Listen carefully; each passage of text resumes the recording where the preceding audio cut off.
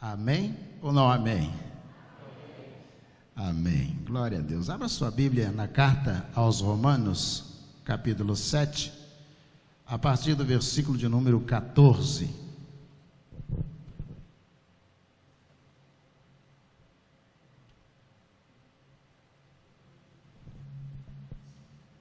Carta aos Romanos, chamada também por alguns estudiosos de Quinto Evangelho. Capítulo 7, a partir do verso de número 14. Porque bem sabemos que a lei é espiritual, eu, porém, sou carnal, vendido à escravidão do pecado, porque nem mesmo compreendo o meu próprio modo de agir, pois não faço o que prefiro, e sim o que detesto. Ora, se faço o que não quero, concordo com a lei que é boa. Neste caso, quem faz isso já não sou eu, mas o pecado que habita em mim, porque eu sei que em mim, isto é, na minha carne, não habita bem algum, pois o querer o bem está em mim, mas não o realizá-lo. Porque não faço o bem que eu quero, mas o mal que não quero, esse faço. Mas se eu faço o que não quero, já não sou eu quem faz, e sim o pecado que habita em mim. Vamos orar? Senhor, obrigado a Deus por esse testemunho tão claro do apóstolo Paulo sobre as suas limitações e as suas dificuldades. Pedimos a Deus que Tu venhas nos abençoar, que a palavra do Senhor desça sobre nós e encontre, ó Deus, guarida no nosso coração, e sejamos edificados, transformados, destituídos de toda resistência por causa da manifestação do Senhor. É a nossa oração em nome de Jesus, o nosso Senhor. Amém. Amém. Todo dia de manhã, alguém acorda em algum lugar, muitas pessoas em muitos lugares, muitas pessoas acordam e se dirigem para o bar para pedir um copo de bebida alcoólica.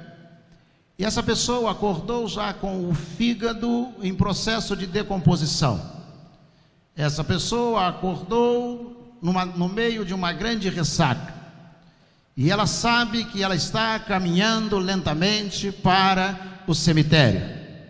Mas mesmo assim, ao amanhecer, ela acorda, levanta, dirige-se para o bar e pede um copo, uma dose de bebida alcoólica, de cachaça. Todas as manhãs, alguém acorda com o pulmão em estado de decomposição. E essa pessoa sabe que o cigarro está destruindo a sua vida. Mas ela acorda ao amanhecer, se dirige à padaria ou ao bar e compra mais um maço de cigarro e põe-se a fumar. Todos os dias nós temos acidentes de trânsito e alguém acorda e sai disparada em alta velocidade, sabendo dos índices da estatística de mortes no trânsito. Todos os dias as pessoas se levantam para fazer aquilo que elas têm consciência que não deveriam fazer, que não deveriam realizar.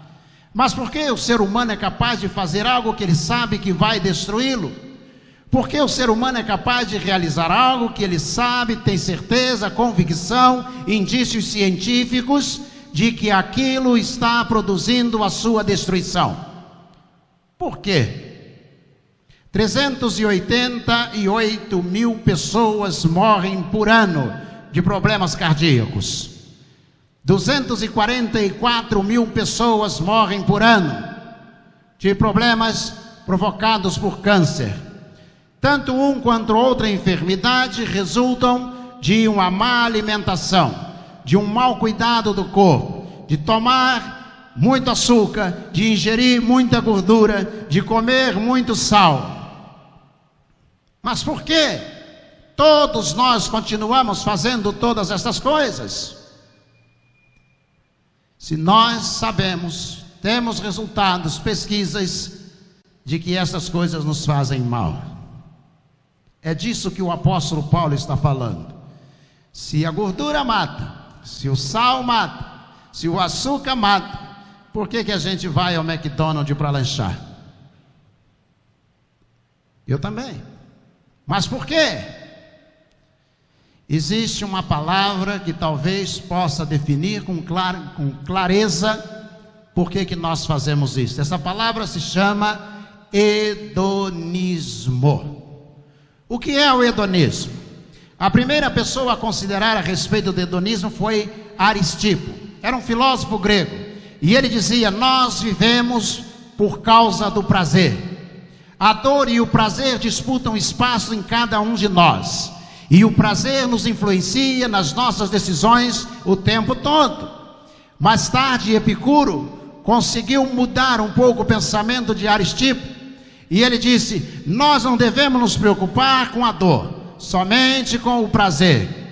O prazer é quem vai nortear o nosso comportamento e nós vamos viver pelo prazer. Mas os utilitaristas, liderados por Jeremy Bentham e por Stuart Mill, eles mudaram ainda mais o pensamento de Aristipo, dizendo: só o prazer.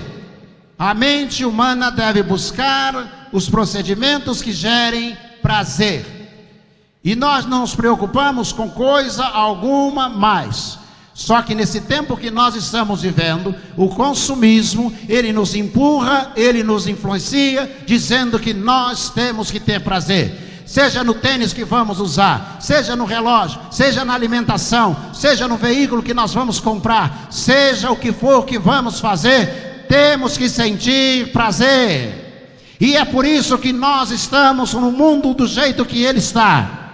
O apóstolo Paulo está escrevendo uma carta aos Romanos e dizendo o seguinte: eu não sei o que está acontecendo comigo, o bem que eu quero fazer, esse eu não faço, o mal que eu não quero fazer, esse eu faço. E se faço o mal que não quero e não faço o bem que quero, logo não habita bem algum em mim, diz o apóstolo Paulo. Eu quero fazer o bem, e não sou eu mesmo que o deixa de fazer. Sabe o que está acontecendo? Paulo está dizendo o que acontece comigo e com você. Nós temos dificuldades de fazer o que é correto. Este é o mundo que nós vivemos. Nós vivemos em busca de prazer. Quer que eu aponte alguns itens que podem mostrar isso claramente? Nós estamos vivendo no meio de uma pandemia da Covid-19, e ela já ceifou mais de 140 mil pessoas no Brasil. Talvez aí menos da metade do que os problemas cardíacos têm levado todos os anos. Mas sabe o que acontece? É um vírus agressivo, precisa usar máscara, precisa ficar em casa. Mas se você hoje voltar para casa e ligar o noticiário, você vai ver que as praias do Rio de Janeiro e do Brasil afora, elas estão lotadas. Mas por que, se nós estamos vivendo sob tão grande ameaça, as pessoas estão lotando as praias? Porque as pessoas se acostumaram a viver para o prazer, em busca do prazer. E porque vivem em busca do prazer, não conseguem se desapegar, soltar, se livrar de práticas antigas. É isso que nós estamos experimentando. Um filósofo do século XIII chamado Narusdim viveu em Mashiré. Ele viveu num lugar chamado Dinastia de Rum, hoje é a Turquia. E Narusdim era um escritor, às vezes cômico, e é interessante o que ele escreve. Ele diz que um homem queria atravessar um largo rio. Não podia atravessar porque seria levado pela correnteza. E ele percebeu um barco velho, abandonado, bem na beira do rio, à beira do rio. Ele entrou no barco, começou a remar, e ele foi remando, remando, até que chegou do outro lado do rio. E quando lá chegou, ele pegou a pequena embarcação, colocou nas costas e foi atravessar a floresta. E as pessoas que viram se aproximaram dele e disseram: Narusdim, você atravessou o rio e agora você está com esse barco nas costas? Para que você está levando esse barco nas costas? E ele disse: ele me ajudou a atravessar o rio e agora ele vai me ajudar a atravessar a floresta. Diz então o escritor Naruzi, ele diz, é que nós, quando temos uma experiência e ela gera em nós prazer, satisfação, realização, sabe o que acontece? Nós nunca mais queremos deixar aquela experiência. Alguém que usou drogas e produziu alucinação tem dificuldade de abandonar as drogas, sabe por quê? Porque gerou prazer, e toda vez que estiver deprimido, pensa em voltar às drogas para gerar algum prazer. Quando alguém pega um copo de bebida alcoólica e toma esse copo de bebida alcoólica, gera nele alucinação, muda o seu estado e gera nele algum prazer. E quando ele tentar abandonar, e no dia em que estiver com qualquer depressão, com qualquer dificuldade, com qualquer problema, a primeira coisa que ele pensa é se refugiar na bebida alcoólica, porque ela vai gerar prazer. Nós somos uma geração que está vivendo para o hedonismo, uma geração que está pensando no prazer.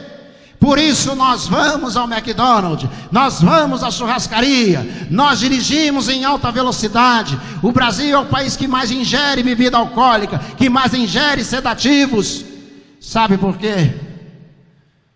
Porque esta geração está vivendo em busca do prazer. Então eu quero considerar brevemente duas coisas com você.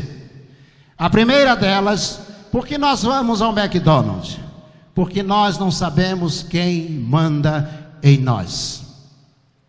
Isso mesmo. Quem é que manda em você? Quem é que dirige a sua vida? Quem é que dirige a sua vontade? Quem é que dirige o querer do seu coração? Nós somos influenciados o tempo todo por outras pessoas. As outras pessoas, as circunstâncias mandam em nós. Se fulano vai, eu vou também.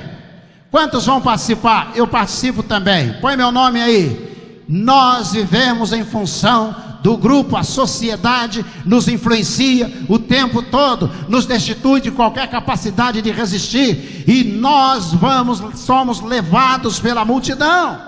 No Salmo 42, o salmista diz: Senhor, eu ia à tua casa levada pela multidão. Todos os lugares nós temos pessoas sem convicção, ou cujas suas convicções foram violadas pela influência externa, influência de outras pessoas.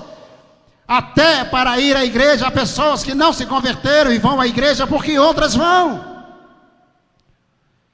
Ele está dizendo, Paulo, há uma luta muito grande dentro de mim, e essa luta foi travada. Ele diz, tem uma coisa que eu quero e eu não consigo fazer.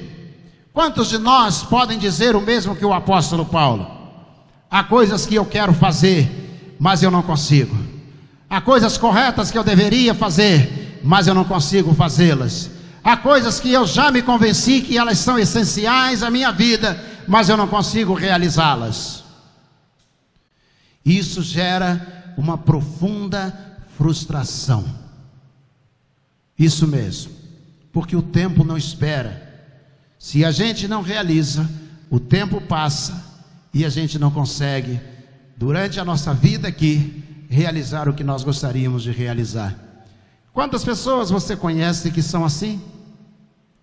Que dizem, eu não tive oportunidade, eu não estudei porque não tive oportunidade, eu não trabalhei, não arranjei um emprego melhor porque não tive oportunidade.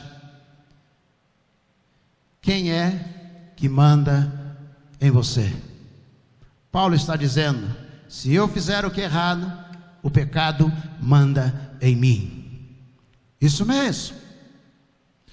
O grande navegador Amir Klink, o grande navegador que conhecido no mundo inteiro, autor de livros, ele conta que ele entrou no veleiro dele para navegar e ele ia passar 1 ano em alto mar, 1 ano sem voltar em casa. Planejou toda a alimentação, a quantidade de água que precisava levar, o tipo de roupa que precisava vestir na viagem. E diz que quando saiu de Niterói e passou pela Bahia, ele viu uma casa, e a casa estava, casa grande, bonita, estava com a janela quebrada, pendurada. E ele olhou e disse, aquela janela precisa que alguém possa consertá-la. E ele viajou para ficar 1 ano no mar. E ele precisou ficar mais tempo porque pegou baixa temperatura, o mar tornou-se para ele impossível navegar e ele ficou mais 1 ano fora. Então diz a Mirklink que quando ele voltou, que ele entrou na enseada de Niterói, que ele retornou e ele olhou para aquela casa, aquela mansão, a janela estava depois de 2 anos do mesmo jeito, no mesmo lugar, pendurada, sem ninguém para consertá-la. E ele disse: eu viajei o mundo inteiro e não houve alguém para consertar aquela janela ali.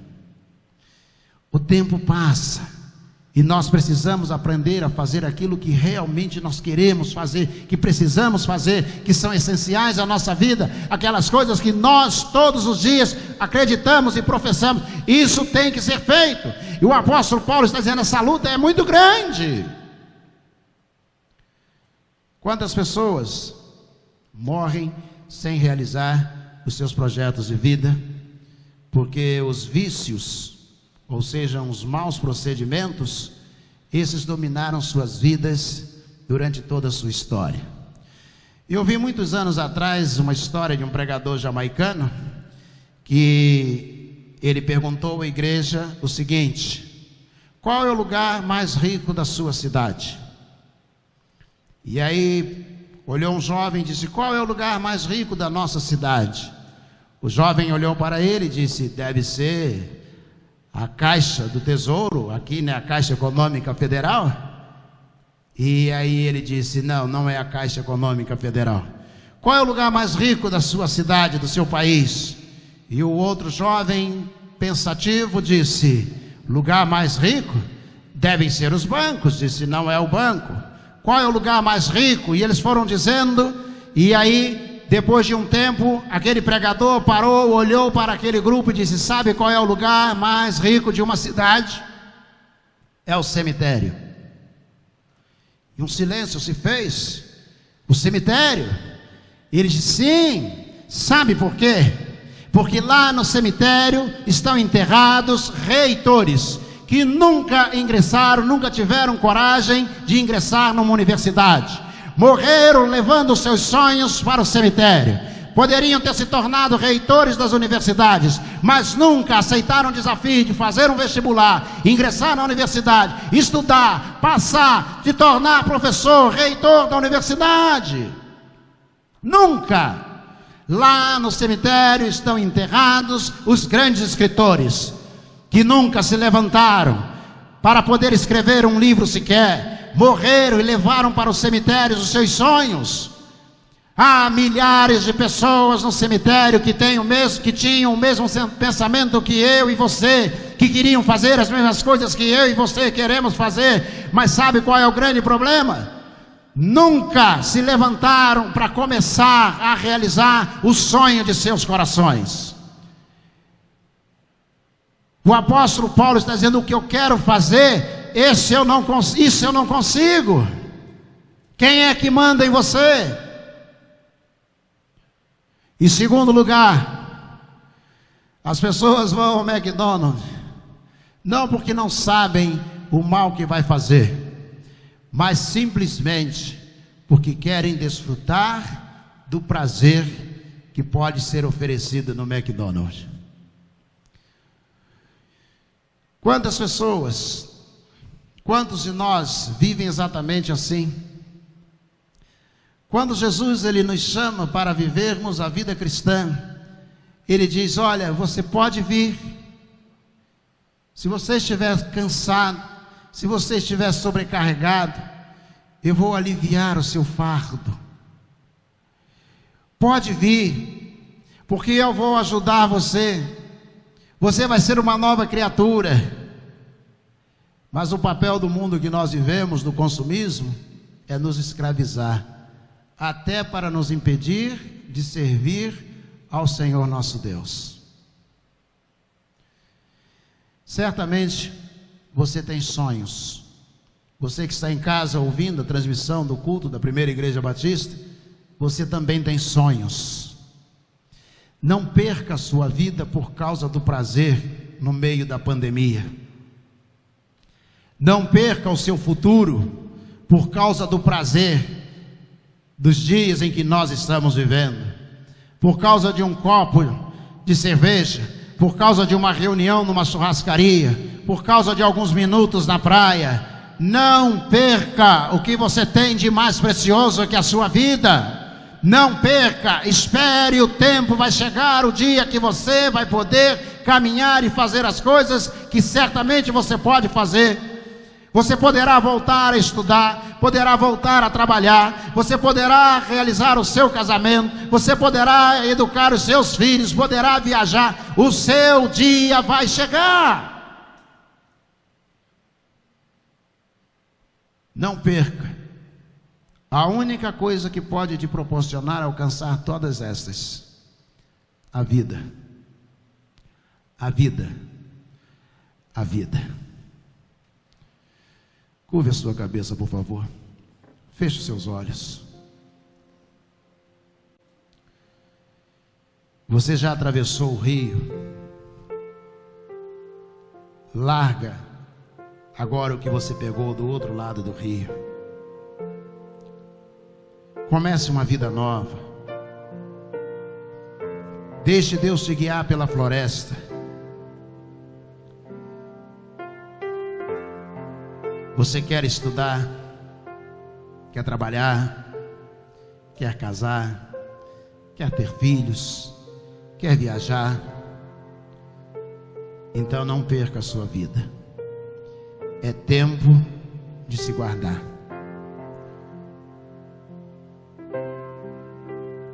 Nós fomos educados para vivermos pelo prazer. Para o prazer. Seja mais racional. Pare e pense. Você não pode perder todo o seu futuro. Espere em Deus. Espere no Senhor Jesus. O seu dia vai chegar. Vamos orar. Senhor nosso Deus, nosso Pai, nós te agradecemos, ó Deus, por esta manhã lindíssima na nossa cidade de Petrópolis. Obrigado, ó Deus, por reunirmos, ó Deus, como adoradores do Senhor e ao Senhor. E, ó Deus, nesta hora, ó Pai, ajuda-nos, ó Deus, a entender o momento que estamos vivendo. Ajuda-nos, ó Deus, a viver uma vida melhor, a tratar melhor do nosso corpo e da nossa mente, a fazermos aquilo que é correto aos olhos do Senhor. Faz, ó Deus, com que seja assim. Ajuda-nos, ó Deus, pois nós pedimos essa bênção ao Senhor, em nome de Jesus. Amém. Amém. Que Deus abençoe.